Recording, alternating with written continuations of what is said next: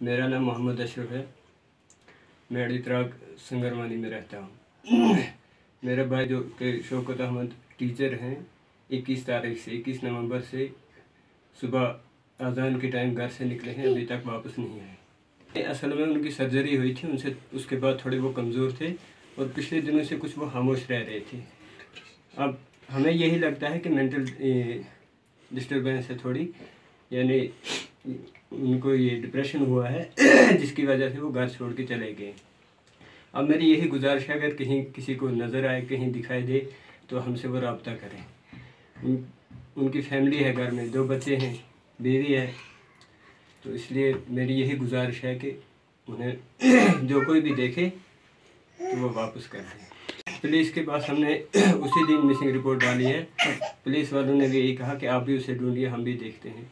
वो भी अपना काम कर रहे हैं। मेरा नाम बिस्मा शौकत है। मेरा पापा 21 नवंबर को अज़ान के टाइम निकले थे तो घर पे नहीं आई। मेरी यही गुजारिश है कि अगर किसी को भी दिखा तो प्लीज़ हमसे राब्ता करें।